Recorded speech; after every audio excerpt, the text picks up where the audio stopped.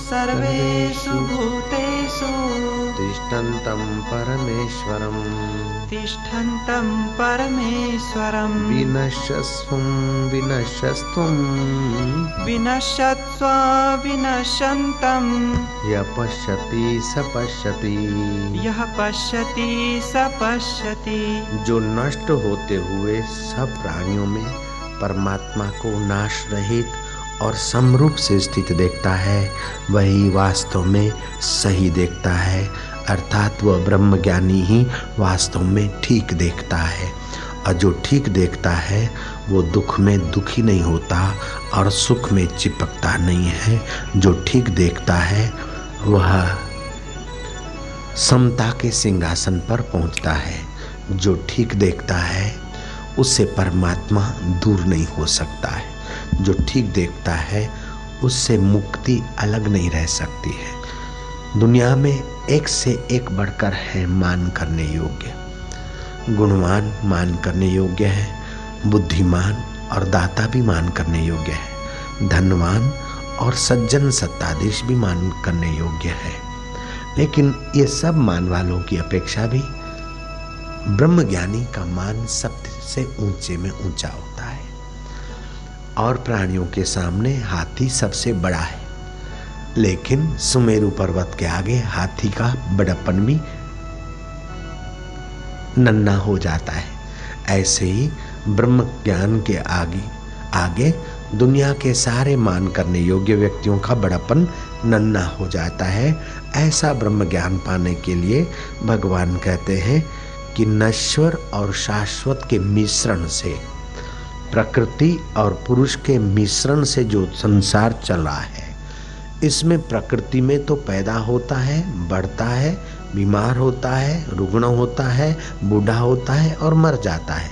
लेकिन जो पैदा होने के पहले ही रहे और बीमार होने के वक्त भी ज्यों का त्यों है, बड़ा होने पर भी है, नन्हा होने पर भी है और मरने पर भी है, वह जो अमर है उसको जो देखता है वो ठीक से देखता है और सब दुखों से पार हो जाता है। जैसे आपका हमारा शरीर पैदा हुआ, आप हम बालक थे, बालकपन बदला किशोर अवस्था आई, किशोरपन बदला जुआनी आई, जुआनी बदली बुढ़ापा आया। लेकिन किशोर अवस्था आई उसको भी जिसने देखा, बाल्यकाल था उसको भी जिसने देखा, और जवानी में मेरी बुद्धि ऐसी थी, बचपन में मेरी मति ऐसी थी, तो बचपन बदल गया, बचपन की मति बदल गई, उसको देखने वाला अबदल है। वो अभी भी बोलता कि बचपन में मेरा ऐसा विचार था, बचपन में मेरे पिताजी ने मुझे ये कहा था, बचपन में मेरा ऐसा था, वैसा था, तैसा था। तो कल क्या खाया था वो अभी नहीं है, लेकिन कल ये खाया था उसको देखने वाला अभी है। जयराम जी की आज बुधवार है, मार्च में फरवरी महीने का बुधवार है। आज से 1 साल पहले फरवरी महीने के 4 बुधवार आए थे ना। महाराष्ट्र न है तो ऐसा करो और हिंदुस्तानी है तो ऐसा करो, लेकिन हिंदुस्तानी से अलग नहीं रह सकता महाराष्ट्री। जयराम जी की ऐसा करो तभी हम समझते, ऐसा करोगे तभी हम समझते, बरा है ना। जगत में सर्व प्रकारे सुखी कौन आहे, मन तुम्ही शोधून पाहे। संत तुकाराम ने अपने आप से प्रश्न किया और उस महापुरुष ने गहरी यात्रा की। गहराई में जाते जाते तुकाराम को यह ज्ञान, यह श्लोक का अमृत उभरा। जगत में सर्व प्रकारे सुखी कौन आहे, मन तुम्ही शोधून पाहे। और संत ने खोजते खोजते, जैसे निमक की पुतली दरिया को खोजने जाए तो क्या हाल होगा भला। गई था लेने को लवण की पुतली दरिया का, वो दरिया हो गई। ऐसे ही वो खोजते खोजते, खोजत खोजत कबीरो गयो हेराई। वो खोजते खोजते तुकाराम का मैं पना उस असली मैं में लीन हो गया।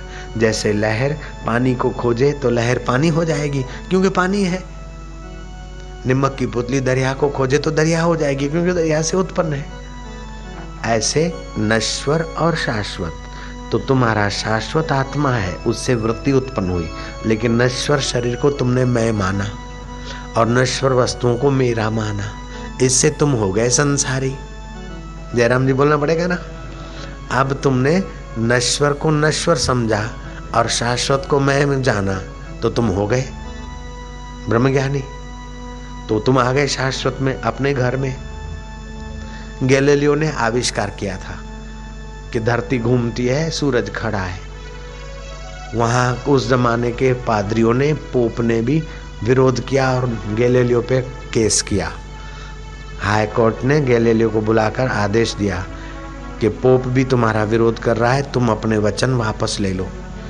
तुम कहते हो कि सूरज खड़ा है, पृथ्वी घूमती है, लेकिन पोप और पादरी लोग कहते हैं कि सूरज सुबह को पूर्व को, दोपहर को सिर पर, शाम को अस्ताचल पे सूरज घूम रहा है, पृथ्वी नहीं घूमती। तो ये पोप और पादरी के कहने के अनुसार तुम अपनी बात घोषित करो, नहीं तो तुम्हारी खाल खिंचवाई जाएगी। गैलीलियो को मजबूर किया गया। तो बुद्धिमान गैलीलियो ने कोर्ट में, भर सभा में, कटघरे में खड़े होते हुए जो सत्य कहा, बड़ा गजब का। गैलीलियो कहता है कि कोर्ट मुझे आदेश देती है और पोप के मानने के अनुसार मुझे कहने की फर्ज पड़ती है। तो मैं कह देता हूँ कि पृथ्वी खड़ी है, सूरज घूमता है, लेकिन फिर भी मेरे कहने से कुछ बदलेगा नहीं। जो घूमती है सो घूमती रहेगी और जो खड़ा है सो खड़ा ही रहेगा। जयराम जी की।